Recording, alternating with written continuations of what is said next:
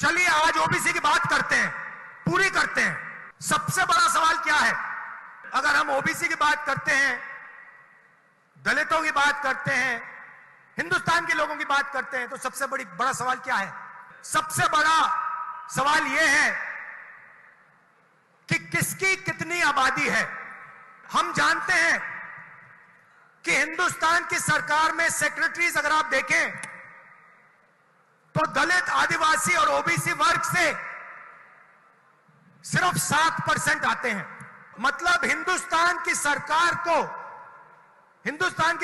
की रीढ़ की हड्डी जो है secretaries of government of India, उसमें से सिर्फ 7% दलित, आदिवासी और ओबीसी वर्ग से आते हैं। तो सबसे बड़ा सवाल है हिंदुस्तान में ओबीसी कितने हैं, आदिवासी कितने हैं, दलित कितने हैं। तो अगर हम धन बांटने की बात करें, अगर हम सत्ता बांटने की बात करें, तो पहला कदम यह होना चाहिए कि भैया किसकी कितनी आबादी है। यूपीए ने, कांग्रेस पार्टी ने 2011 में कास्ट बेस्ड सेंसस किया। पूरे देश की जातियों का डेटा उस सेंसस में है।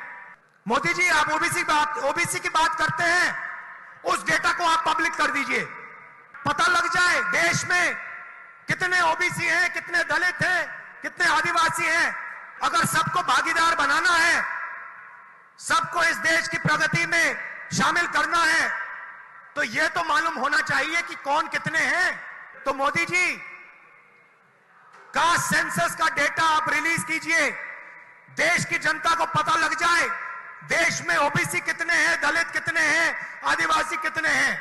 और अगर आप ये काम नहीं करेंगे तो ये ओबीसी पर अपमान है।